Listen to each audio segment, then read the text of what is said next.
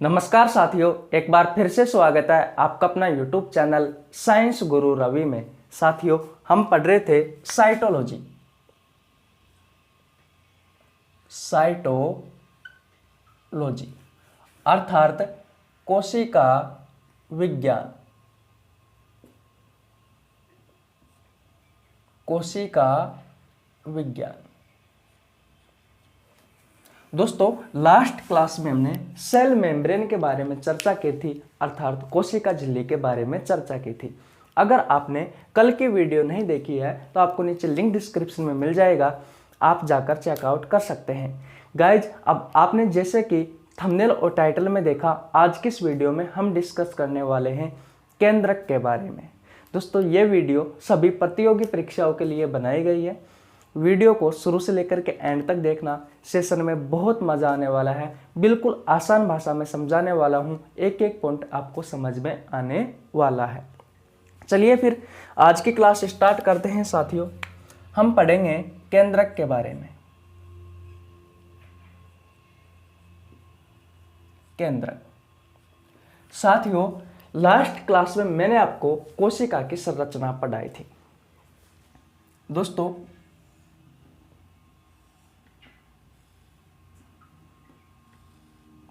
यह है हमारी पादप कोशिका की संरचना।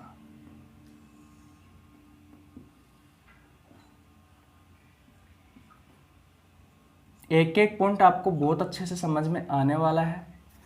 यह है साथियों आपकी पादप कोशिका।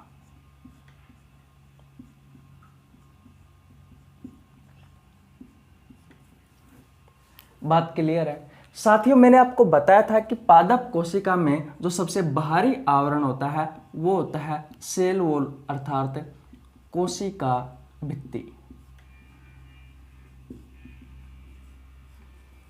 बात क्लियर है?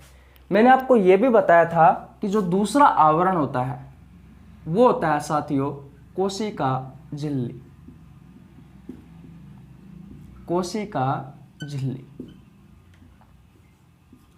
अब हम भैया मुद्दे पर आते हैं कि भैया पादप कोशिका में केंद्रक कहां पर उपस्थित होता है। तो भैया आपको ध्यान रखना है, पादप कोशिका में जो केंद्रक होता है साथियों वो परिधि के पास उपस्थित होता है। यहां पर उपस्थित होता है। यह है भैया आपका केंद्रक, और ये कहां पर उपस्थित होता है? परिधि पर उपस्थित होता है। जंतु कोशिका का डायग्राम बना लेते हैं। देखते हैं कि भैया जंतु कोशिका में जो हमारा केंद्रक है वो कहां पर उपस्थित होता है। मान लीजिए यह है आपकी जंतु कोशिका। यह क्या है भैया? आपकी जंतु कोशिका है। दोस्तों, जंतु कोशिका में आपको ध्यान रखना है, जो केंद्रक होता है वो बिल्कुल मध्य में उपस्थित होता है। ये क्या है? ये भैया कोशिका झिल्ली है।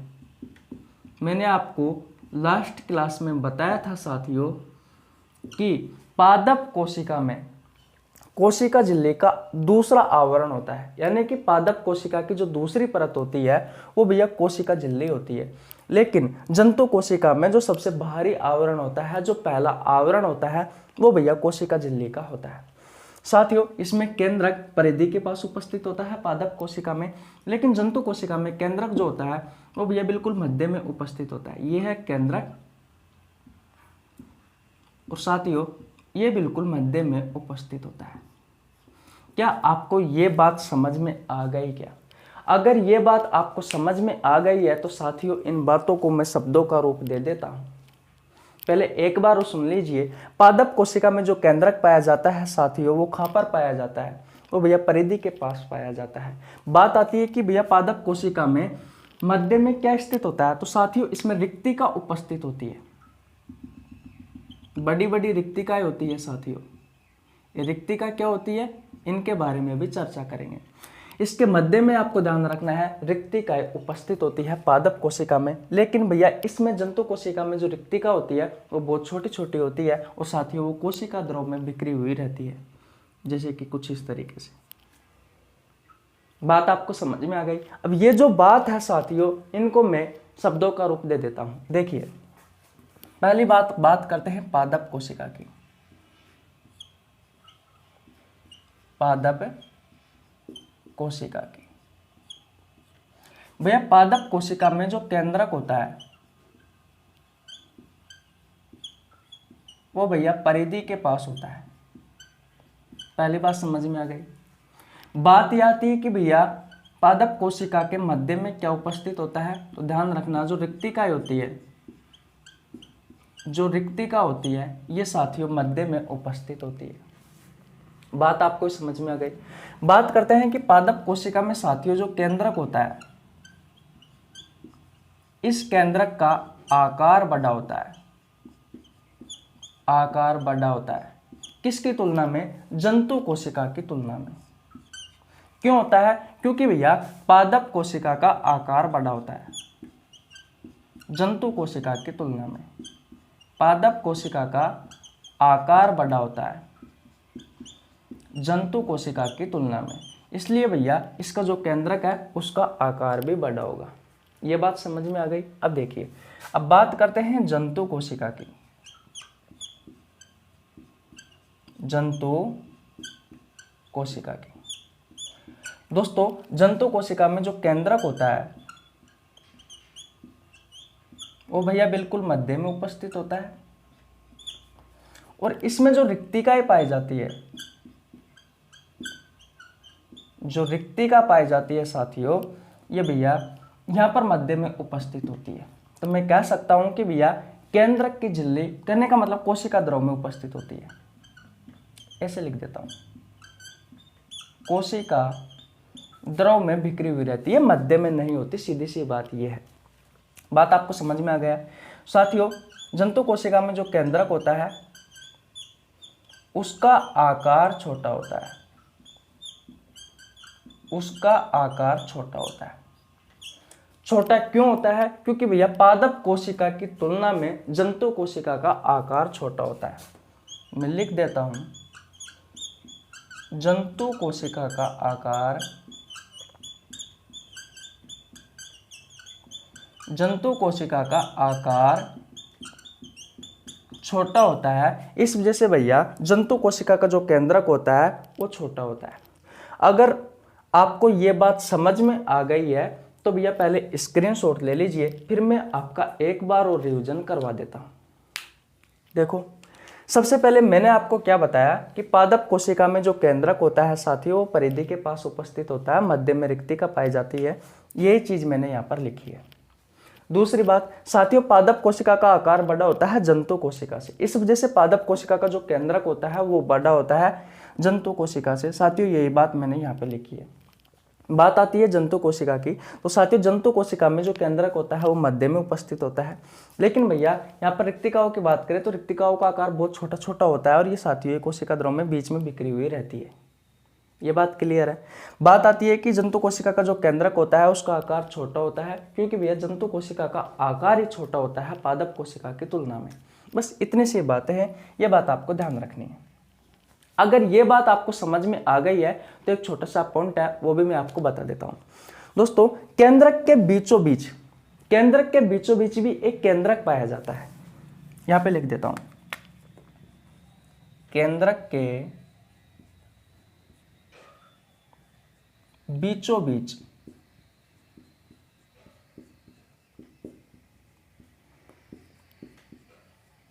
एक केंद्रक और पाया जाता है। एक केंद्रक पाया जाता है, उसे क्या कहा जाता है, तो भैया उसे कहा जाता है केंद्रिका। और इस केंद्रिका की खोज की थी साथियों एक फोंटाना नामक एक वैज्ञानिक था। इसने साथियों इस केंद्रिका को राइबोसोम की फैक्ट्री कहा जाता है। राइबोसोम की फैक्ट्री कहा जाता है। क्या आपको ये कहानी समझ में आई? क्या मैंने बताई, जो मैंने ये कहा कि भैया केंद्रक के बीचों बीच में एक केंद्रक और पाया जाता है, उसे क्या कहा जाता है, उसे केंद्रिका कहा जाता है। इस केंद्रिका की खोज किसने की थी, आपसे एग्जाम में क्वेश्चन पूछा जाता है तो भैया इस केंद्रिका की खोज की थी फोंटाना ने। बात क्लियर है। इस केंद्रिका को साथियों राइबोसोम की फैक्ट्री कहा जाता है। अब ये राइबोसोम क्या होता है, जब मैं साथियों कोशिका के अंग पढ़ाऊंगा यानी कोशिका अंग पढ़ाऊंगा तब मैं आपको बहुत डिटेल में समझाने वाला हूँ। सबसे पहले स्क्रीनशॉट नहीं लिया तो स्क्रीनशॉट ले लीजिए। अब हम आगे चलते हैं भैया, चले आगे। साथियों अगर आप हमारे चैनल पर नए आए हो तो चैनल को सब्सक्राइब कर लेना, बेल आइकन को प्रेस कर लेना, जिससे आपके पास हमारी वीडियो का नोटिफिकेशन टाइम टू टाइम पहुंच सके। और अपने जितने भी भाई बंधु हैं जो देखने वाले हैं, पढ़ने वाले हैं, उन सभी के पास सेशन को शेयर कर दीजिए ताकि मुझे भी पढ़ाने में मज़ा आए और आपको भी पढ़ने में मज़ा आए। साथियों मैं आपको बहुत अच्छा कंटेंट बिल्कुल आसान भाषा में उपलब्ध करवाता हूँ। क्या आप इस बात को मानते हो या नहीं मानते? प्रत्येक चीज़ का 2 बार रिवीजन करवाता हूँ। बताओ गलत कह रहा हूँ तो। चले अब आगे। देखिए साथियों, अब आपसे आपकी प्रतियोगी परीक्षाओं में एक क्वेश्चन पूछा जाता है। वो क्वेश्चन क्या है? वो क्वेश्चन है साथियों कि कोशिका का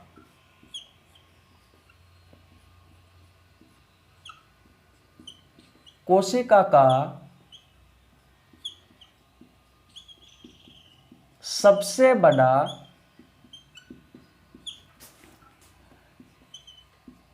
कोशिकांग कौन सा है?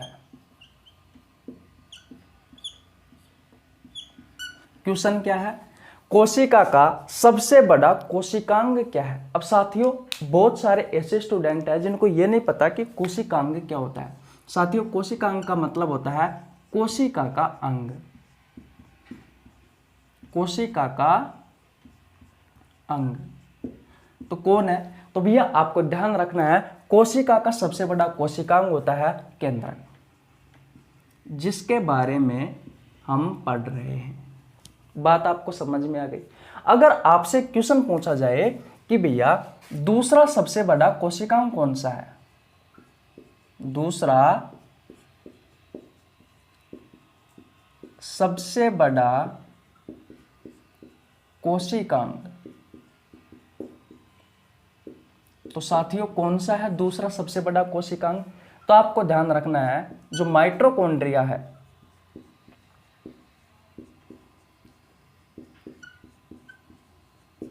जो माइटोकॉन्ड्रिया है ये भैया कोशिका का दूसरा सबसे बड़ा कोशिकांग है। क्या ये बात आपको समझ में आई या नहीं आई? मैंने अब तक क्या बताया आपको? मैंने अब तक आपको बताया कि कोशिका का सबसे बड़ा कोशिकांग कौन सा है, तो भैया केंद्रक है। फिर मैंने आपको बताया कि कोशिका का दूसरा सबसे बड़ा कोशिकांग कौन सा है, तो भैया माइटोकॉन्ड्रिया है। लेकिन एक क्वेश्चन और पूछा जाता है यहाँ से।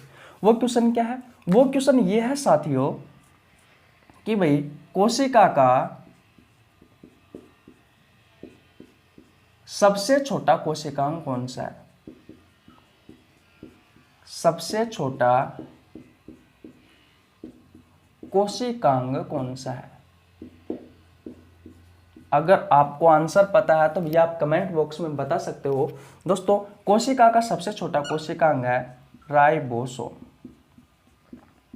ये तीनों क्वेश्चन साथियों आपको याद करने हैं क्योंकि अक्सर आपकी प्रतियोगी परीक्षाओं में ये क्वेश्चन देखने को मिल जाते हैं। क्या ये बात आपको समझ में आई? मैंने कहा कोशिका का सबसे बड़ा कोशिकांग होता है केंद्रक, दूसरा सबसे बड़ा कोशिकांग होता है माइटोकॉन्ड्रिया और सबसे छोटा कोशिकांग होता है साथियों राइबोसोम। कोशिकांग का मतलब होता है कोशिका का अंग, कोशिका का भाग।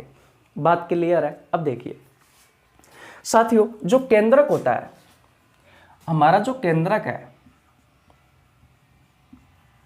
इस केंद्रक पर भैया दोहरी झिल्ली पाई जाती है, दोहरी झिल्ली पाई जाती है। मैंने आपको बताया था भैया कि कोशिका भित्ति पर एक परत पाई जाती है, कोशिका झिल्ली पर 2 परत पाई जाती है। अब साथियों ध्यान रखना है केंद्रक पर भी 2 झिल्ली पाई जाती है, अर्थात 2 परत पाई जाती है। तो अगर आपसे क्वेश्चन पूछे कि केंद्रक पर कितनी झिल्ली पाई जाती है, तो ध्यान रखना दोहरी झिल्ली पाई जाती है, अर्थात 2 झिल्ली पाई जाती है। ये बात क्लियर है? अब आगे देखिए आगे क्या है। साथियों इस इस केंद्रक को और क्या कहा जाता है? इस केंद्रक को दोस्तों कोशिका का नियंत्रक केंद्र भी कहा जाता है। यानी कोशिका को नियंत्रण करने का कार्य कौन करता है भैया? केंद्रक करता है। इसलिए साथियों कोशिका का नियंत्रक केंद्रक भी कहा जाता है। किसे साथियों? केंद्रक को। बात क्लियर है साथियों? इसे ब्रेन ऑफ सेल भी कहा जाता है। जिसे हमारे शरीर का जो ब्रेन है, यानी कि हमारा ब्रेन हमारे शरीर को नियंत्रण करता है, ठीक उसी प्रकार दोस्तों कोशिका को कौन नियंत्रण करता है? केंद्रक करता है। इस कारण साथियों ब्रेन ऑफ सेल कहा जाता है। बात आपको समझ में आ गई? इसके अलावा साथियों मैनेजर ऑफ सेल भी कहा जाता है। जिस तरीके से पूरी कंपनी को साथियों मैनेजर संभालता है, ठीक उसी प्रकार दोस्तों कोशिका को कौन संभालता है? केंद्रक संभालता है। तो साथियों ये छोटी छोटी बातें हैं, ये आपको ध्यान रखनी है। इसके अलावा साथियों बात करते हैं कि भैया इस केंद्रक की खोज किसने की थी? इस केंद्रक की खोज किसने की थी? तो दोस्तों केंद्रक की खोज की थी रॉबर्ट ब्राउन ने। किसने की थी साथियों? रॉबर्ट ब्राउन ने की थी। कब की थी? 1831 में की थी। क्या आपको ये बात समझ में आई या नहीं आई? अगर बात समझ में आ गई है तो ये बताओ, नहीं आई है तो ये बताओ। एक बार और रिवीजन करवा दूं? पहले स्क्रीनशॉट ले लीजिए। साथियों सबसे पहले मैंने आपसे कहा कि कोशिका का सबसे बड़ा कोशिकांग कौन सा है? तो भैया केंद्रक है। दूसरा सबसे बड़ा कोशिकांग कौन सा है? तो माइटोकॉन्ड्रिया है। साथियों कोशिका का सबसे छोटा कोशिकांग कौन सा है? तो मेरे भाई राइबोसोम है। यहाँ तक बात क्लियर है? आगे हमने क्या सीखा? आगे हमने ये सीखा साथियों कि केंद्रक पर दोहरी झिल्ली पाई जाती है, यानी कि दो झिल्ली पाई जाती है, दो परत पाई जाती है। इसके बाद में कोशिका का नियंत्रण केंद्र किसे कहा जाता है? तो साथियों केंद्रक को कहा जाता है। यानी कोशिका को नियंत्रण करने का कार्य कौन करता है? भैया आपका केंद्रक करता है। जिस प्रकार हमारे शरीर को नियंत्रण करने का कार्य हमारा ब्रेन करता है, ठीक उसी प्रकार हमारी कोशिका को नियंत्रण करने का कार्य कौन करता है? केंद्रक करता है। यह बात क्लियर है साथियों? इसीलिए इसे ब्रेन ऑफ सेल कहा जाता है। यानी कि जिस तरीके से हमारा ब्रेन हमारे शरीर को नियंत्रण करता है, ठीक उसी प्रकार कोशिका का मस्तिष्क, यानी कोशिका का ब्रेन किसे कहा गया है? केंद्रक को कहा गया है। क्योंकि भैया जो केंद्रक होता है ये कोशिका को क्या करता है? कोशिका को कौन क्या करता है? ये कोशिका को साथियों नियंत्रण करने का कार्य करता है। इसलिए इसे दोस्तों कोशिका का मैनेजर भी कहा गया है, मैनेजर ऑफ सेल। बात क्लियर है? इसके अलावा साथियों हमने जाना किसकी खोज भैया रॉबर्ट ब्राउन ने की थी? 1831। एक दो पॉइंट और है जो बहुत ही सिंपल है, उनके बारे में और जान लेते हैं। देखिए मैंने आपको जब ह्यूमन ब्लड वाला चैप्टर पढ़ाया था तब साथियों मैंने आपको कुछ चीजें बताई थी। चीजें क्या थी? मैंने आपसे कहा था कि भैया जो स्तनधारी है, स्तनधारियों की जो आरबीसी होती है, इस आरबीसी में भैया केंद्रक नहीं पाया जाता। बताई थी नहीं बताई थी? आप ये बताओ। लेकिन भैया मैंने साथ ही साथ में ये भी बताया था कि भैया कुछ अपवाद है, जैसे कि ऊंट, लामा, जिराफ, ये भैया अपवाद थे। इनकी आरबीसी में केंद्रक पाया जाता है। तो आपसे ये क्वेश्चन भी पूछा जा सकता है साथियों कि स्तनधारियों की आरबीसी में केंद्रक पाया जाता है नहीं पाया जाता? अगर पाया जाता है तो कौन से ऐसे जीव है जिनके आरबीसी में केंद्रक पाया जाता है? बात क्लियर है? इसके अलावा दोस्तों एक पादप है, पादप का भाग है, एक्चुअली में पादप नहीं है, वो है फ्लोएम।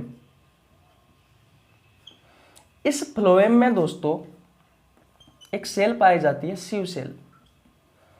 इस शिव सेल में साथियों जो केंद्रक होता है वो नहीं पाया जाता। अब साथियों फ्लोएम क्या है? तो भैया ये भोजन को, ये फ्लोएम जो होता है ये भोजन को पत्तियों से जड़ तक, पत्तियों से जड़ तक पहुंचाने का कार्य करता है। किसके द्वारा करता है? तो भैया दिख तो रहा है ना आपको, ऊपर लिख देता हूं, कार्य करता है। किसके द्वारा करता है? तो भैया नलिकाओं के द्वारा करता है। इन नलिकाओं को चालनी नलिका कहा जाता है। क्या कहा जाता है? चालनी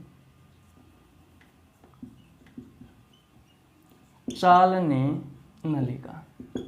और भैया इस फ्लोएम में जो सेल पाई जाती है इसे शिव सेल कहा जाता है। शिव सेल में भैया केंद्रक नहीं पाया जाता। तो आशा करता हूँ ये बातें आपको बहुत अच्छे से समझ में आ गई होगी। एक बार और रिवीजन करवा देता हूँ साथियों। स्तनधारियों की जो आरबीसी होती है उसमें केंद्रक नहीं पाया जाता, लेकिन कुछ अपवाद है, ऊंट, लामा, जिराफ, इनकी आरबीसी में केंद्रक पाया जाता है। दूसरी बात, पादप का एक भाग है साथियों फ्लोएम। ये जो फ्लोएम होता है इसका कार्य होता है साथियों भोजन को पत्तियों से लेकर के जड़ तक ले जाना। किसकी सहायता से? नलिकाओं की सहायता से। साथियों इस फ्लोएम में जो कोशिका पाई जाती है जिन्हें शिव सेल कहा जाता है, इस शिव सेल में साथियों क्या नहीं पाया जाता? केंद्रक नहीं पाया जाता। ये दोस्तों आपको ध्यान रखना है। अब भैया अगर आपने स्क्रीनशॉट नहीं लिया है तो स्क्रीनशॉट ले लीजिए और अब हम भैया आगे चलते हैं। चले भाई आगे चले, क्या मिटा दूं? आशा करता हूं साथियों अभी तक मैंने जो बातें आपको बताई वो आपको अच्छे से याद हो गई होगी। इसी ही क्लास में आपको घर जाकर पढ़ने की आवश्यकता नहीं है, क्योंकि हम प्रत्येक चीज का साथियों 2-2, 3-3 बार रिवीजन कर रहे हैं। बात सही है ना? अगर आपको समझ में नहीं आता तो आप कमेंट बॉक्स में बता सकते हो, उसमें क्या है भाई। मेरा काम है आपको सिखाना और आपका काम है सीखना। कहीं भी सीखो, आप में ये नहीं कहता कि आप मेरे से ही पढ़ो, मेरे से ही सीखो। जहाँ भी सीखो अच्छे कंटेंट के साथ बिल्कुल आसान भाषा में अपना कॉन्सेप्ट क्लियर करो। सीधी सी बात ये है। चलिए अब आगे। अब देखिए भैया, अब हम पढ़ेंगे केंद्रक के भाग। तो साथियों केंद्रक के भाग कितने होते हैं? साथियों केंद्रक को 4 भागों में बांटा गया है।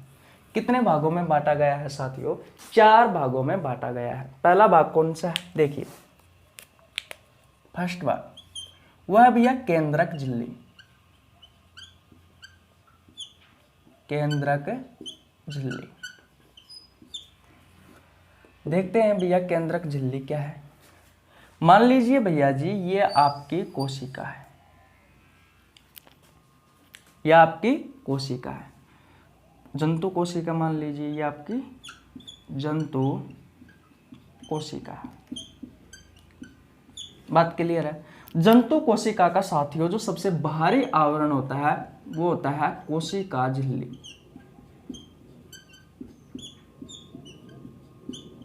कोशिका झिल्ली के बारे में हम पिछली क्लास में डिटेल में पढ़ चुके।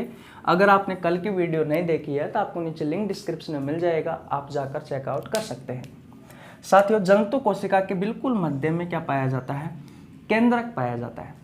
अब साथियों इस केंद्रक को सुरक्षा प्रदान करने के लिए इसके चारों ओर एक आवरण पाया जाता है, एक झिल्ली पाई जाती है साथियों जो हमारे केंद्रक को सुरक्षा प्रदान करती है। बात क्लियर है? मैंने ये कहा इस केंद्रक के चारों ओर एक झिल्ली पाई जाती है साथियों जो केंद्रक को सुरक्षा प्रदान करती है। बात क्लियर है? साथियों इस झिल्ली में छोटे छोटे से बहुत सारे छिद्र होते हैं, जैसे कि कुछ इस प्रकार से।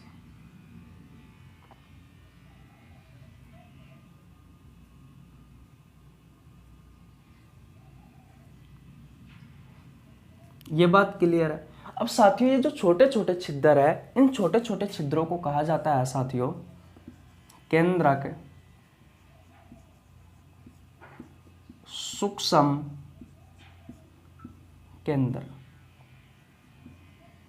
ये बात क्लियर है? साथियों ये क्या है? ये है भैया आपकी केंद्रक झिल्ली। और इस केंद्रक झिल्ली में जो छोटे छोटे छिद्र है साथियों उन्हें क्या कहा जाता है? केंद्रक सूक्ष्म केंद्र कहा जाता है। बात क्लियर है? साथियों जो केंद्रक झिल्ली होती है ये भैया लाइपोप्रोटीन की बनी होती है। लाइपोप्रोटीन की बनी होती है, या फिर आप कह सकते हो कि लिपोप्रोटीन की बनी होती है। क्या आपको ये कहानी समझ में आई या नहीं आई? सबसे पहले आप ये बताओ।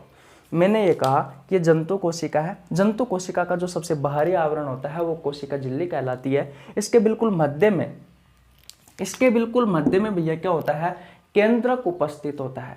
इस केंद्रक को सुरक्षा प्रदान करने के लिए साथियों एक आवरण पाया जाता है, एक परत पाई जाती है जिसे कहा जाता है कोशिका झिल्ली।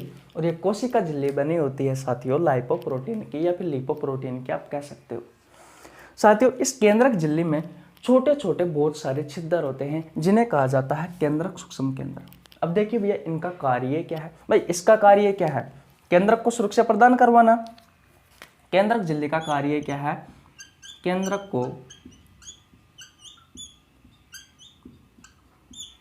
सुरक्षा देना। बात क्लियर है। अब देखते हैं केंद्रक सूक्ष्म केंद्र का कार्य क्या है। तो भैया जो ग्लूकोज होता है, जो पानी होता है, जो आपके पोषक तत्व है, ये सभी साथियों इस केंद्रक सूक्ष्म केंद्र की सहायता से यानी कि इस छोटे छोटे छिद्र की सहायता से केंद्र में पहुंचते हैं, यानी कि केंद्र तक पहुंचते हैं। ये कार्य है भैया केंद्रक सूक्ष्म केंद्र का। एक बार और बता देता हूं साथियों, ग्लूकोज, पानी और आपका जो पोषक तत्व है वो भैया केंद्रक सूक्ष्म केंद्र की सहायता से यानी कि छोटे छोटे छिद्र की सहायता से केंद्र तक पहुंचते हैं। बात आपको समझ में आ गई। तो भैया ये है आपका केंद्रक झिल्ली। केंद्रक झिल्ली में सिर्फ आपको ये पढ़ना है। अगर ये बात आपको समझ में आ गई है तो स्क्रीनशॉट ले लीजिए। एक बार मैं आपका फिर रिवीजन करवा देता हूँ। दोस्तों मैं विश्वास दिलाता हूँ, एक बार आप हमारी क्लास लेके देख लिए, फिर आपको एग्जाम देना। अगर हमारी क्लास से क्वेश्चन ना मिले अब तब कहना। देखिए भैया केंद्रक झिल्ली ये आपके जंतु कोशिका है। जंतु कोशिका के बिल्कुल मध्य में साथियों केंद्रक पाया जाता है। हमारे केंद्रक को सुरक्षा प्रदान करने के लिए उसके चारों ओर साथियों एक झिल्ली पाई जाती है, एक परत पाई जाती है, उसे कहा जाता है केंद्रक झिल्ली। साथियों ये केंद्रक झिल्ली लाइपोप्रोटीन या लिपोप्रोटीन की बनी होती है। बात क्लियर है। इसका कार्य है केंद्रक को सुरक्षा प्रदान करना। साथियों इस केंद्रक झिल्ली में बहुत सारे छोटे छोटे छिद्र पाए जाते हैं जिन्हें केंद्रक सूक्ष्म केंद्र कहा जाता है। इनका क्या कार्य है, तो साथियों इनका कार्य है जो ग्लूकोज होता है, जो पानी होता है, जो पोषक तत्व होता है, वो साथियों इन छोटे छोटे छिद्र की सहायता से हमारे केंद्रक तक पहुंचते हैं। अगर ये बात आपको समझ में आ गई है तो भैया स्क्रीनशॉट ले लीजिए और अब हम आगे चलते हैं। इसका दूसरा भाग पढ़ते हैं भैया केंद्रक का।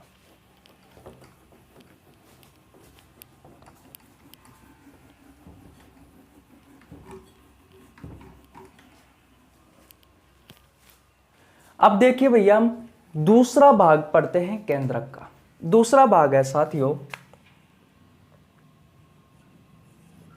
केंद्रक द्रव।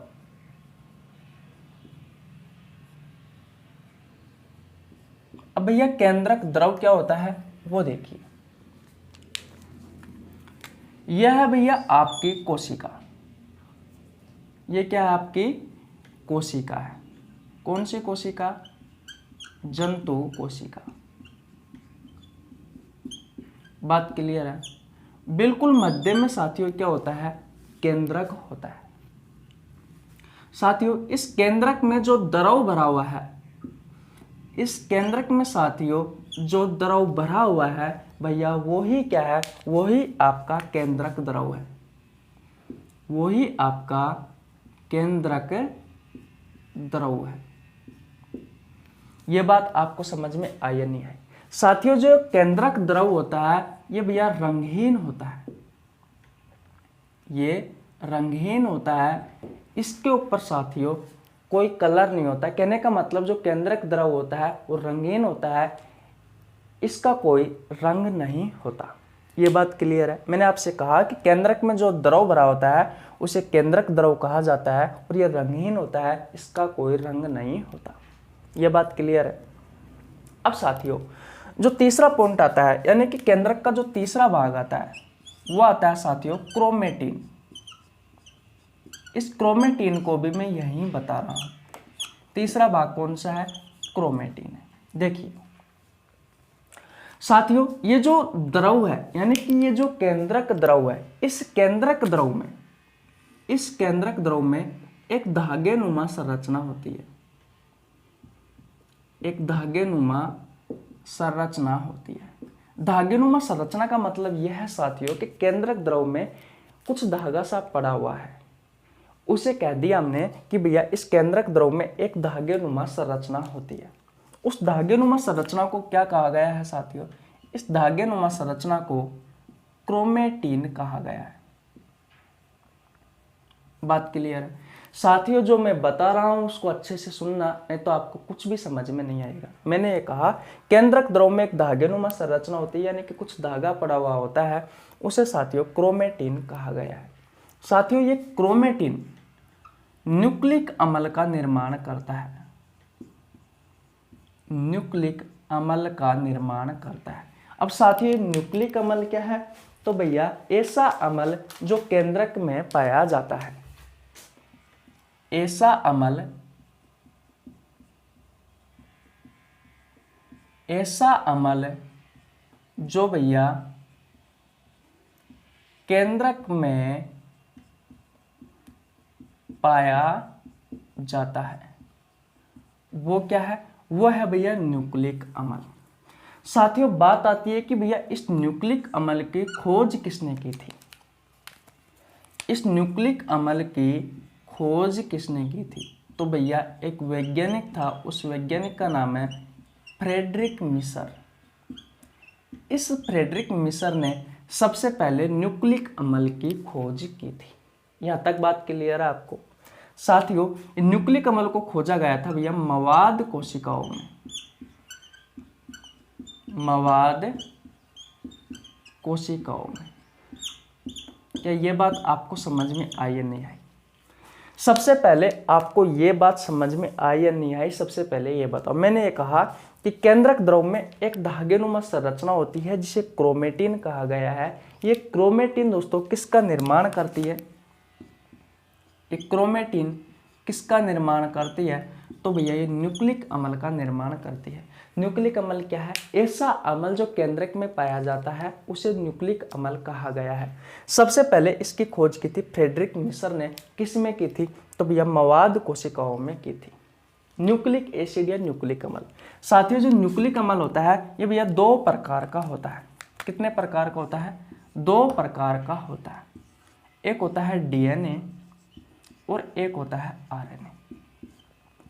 अब ये तो आपको समझ में आ गया है कि दोनों ही धागेनुमा संरचना है, क्योंकि भैया इस क्रोमेटिन से ही न्यूक्लिक अम्ल का निर्माण हुआ है। ये दो प्रकार के हैं, एक है डीएनए और एक है आरएनए।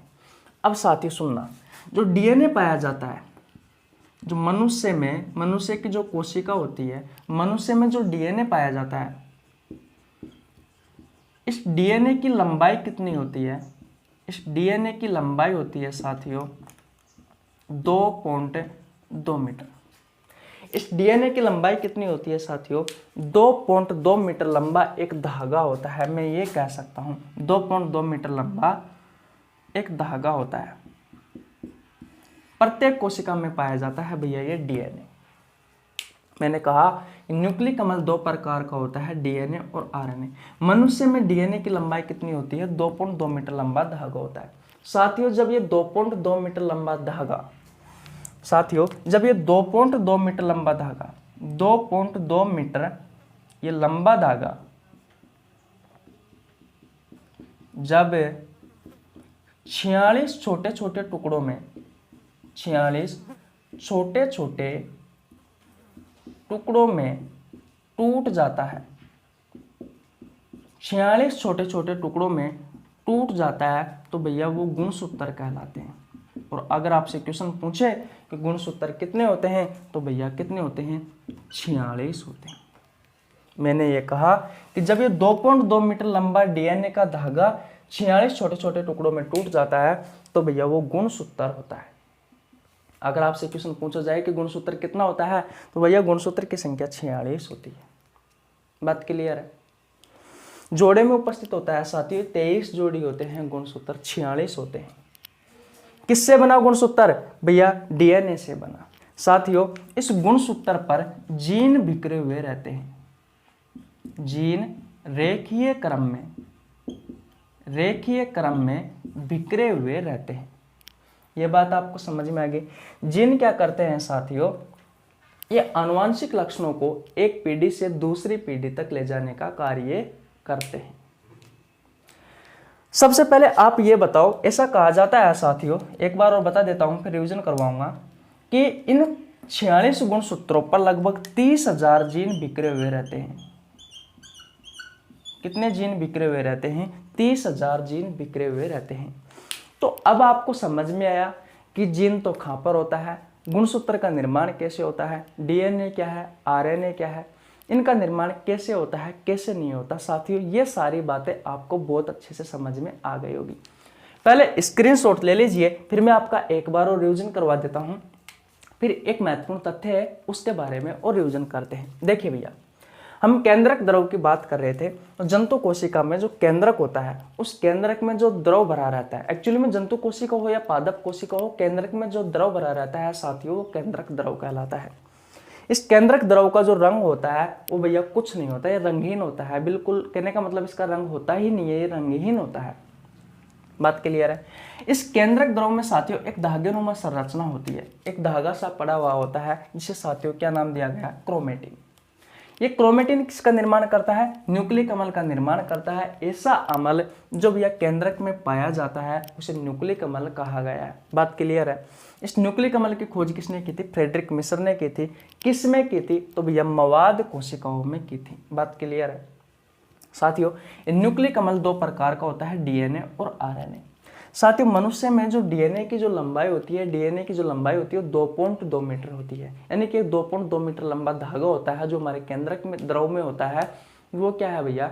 वो डीएनए है। जब साथियों ये डीएनए का धागा 2.2 मीटर लंबा धागा छोटे छोटे 46 टुकड़ों में बट जाता है, तो भैया वो गुणसूत्र होता है। वो क्या कहलाता है? गुणसूत्र कहलाता है। अगर आपसे क्वेश्चन पूछेगा गुणसूत्र की संख्या कितनी होती है, तो दोस्तों 46 होती है। साथियों इन गुणसूत्रों पर जीन बिखरे हुए रहते हैं रेखीय क्रम में। जो जीन होते हैं साथियों आनुवंशिक लक्षणों को एक पीढ़ी से दूसरी पीढ़ी तक ले जाने का कार्य करते हैं। बात क्लियर है। ऐसा कहा जाता है कि 46 गुणसूत्रों पर लगभग 30,000 जीन बिखरे हुए रहते हैं। अब साथियों हम डीएनए के बारे में अलग पढ़ेंगे, आरएनए के बारे में अलग पढ़ेंगे, गुणसूत्र के बारे में अलग पढ़ेंगे और भैया जीन के बारे में अलग पढ़ेंगे। फिलहाल आपको ध्यान रखना है कि इनका निर्माण कैसे हुआ। हम सिर्फ केंद्रक के बारे में जान रहे हैं, फिर केंद्रक में जो डीएनए, आरएनए, गुणसूत्र, जो जीन है, इन सब के बारे में अलग अलग पढ़ेंगे। ऐसा भी कहा जाता है साथियों कि ये जो डीएनए का जो धागा है, अगर हमारे शरीर की सभी कोशिकाओं से अगर डीएनए का धागा निकाल लिया जाता है और उसे जोड़ दिया जाता है, तो साथियों पूरे ब्रह्मांड के 7 से 8 चक्कर लगाए जा सकते हैं। ऐसा कहा जाता है भैया, इतना बड़ा बन जाएगा हमारा डीएनए का धागा अगर मनुष्य की सभी कोशिकाओं से डीएनए का धागा निकाल लिया जाए तो आशा करता हूं ये सारी बातें आपको अच्छे से समझ में आ गई होगी। अब केंद्रक का जो चौथा भाग है उसके बारे में और पढ़ लेते हैं, फिर हमारा केंद्रक खत्म हो जाएगा। आपको ये बात समझ में आ गई? स्क्रीनशॉट ले लीजिए, 2 बार रिवीजन करवा दिया मैंने। चले अब आगे चलते हैं भैया।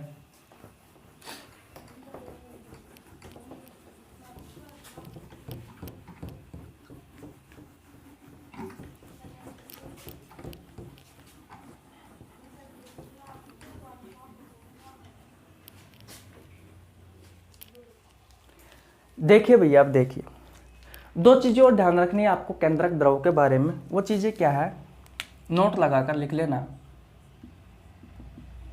कि भैया जो केंद्रक द्रव होता है, इस केंद्रक द्रव में साथियों डीएनए, आरएनए के अलावा और क्या क्या होता है वो देखिए। राइबोसोम होता है और साथियों कुछ मात्रा में एंजाइम्स होते हैं। ये चीजें भी आपको ध्यान रखनी है भाई। डीएनए, आरएनए तो होता ही होता है, उसके अलावा साथियों गुणसूत्र होता है, जीन होता है, उसके अलावा साथियों राइबोसोम भी पाया जाता है और एंजाइम भी पाए जाते हैं भैया केंद्रक द्रव में। अब साथियों नंबर 4 पर बात करते हैं हम न्यूक्लियोल्स। न्यूक्लियोल्स साथियों ये न्यूक्लियोल्स है हमारा केंद्रक का चौथा भाग है। साथियों ये हमारी कोशिका है और इसमें एक केंद्रक है। इस केंद्रक में एक केंद्रक द्रव है, केंद्रक द्रव है। साथियों धागेनुमा संरचना के अलावा एक संरचना और पाई जाती है भैया इस केंद्रक में, और उस संरचना को नाम दिया गया है साथियों न्यूक्लियोल्स। अभी न्यूक्लियोल्स का कार्य क्या है, तो भैया देखिए इस न्यूक्लियोल्स का कार्य होता है कोशिका विभाजन की शुरुआत। कोशिका विभाजन की सबसे पहले शुरुआत कौन करता है, कोशिका विभाजन की सबसे पहले शुरुआत कौन करता है, तो भैया आपका न्यूक्लियोल्स करता है। साथियों जब हम कोशिका विभाजन पढ़ेंगे तब न्यूक्लियोल्स के बारे में अच्छे से पढ़ेंगे। फिलहाल आपको बस इतना ही ध्यान रखना है कि न्यूक्लियोल्स एक संरचना है जो केंद्रक द्रव में पाई जाती है, और साथियों ये सबसे पहले कोशिका विभाजन की शुरुआत करता है। बस आपको इतना ध्यान रखना है और नहीं। तो साथियों अब हमारा केंद्रक समाप्त हो जाता है। डीएनए का निर्माण कैसे हुआ, आरएनए का निर्माण कैसे हुआ, गुणसूत्र का निर्माण कैसे हुआ, जीन का निर्माण कैसे हुआ, ये सभी बातें साथियों मैंने आपको बता दी। केंद्रक के 4 भाग थे वो भी मैंने आपको बता दिया।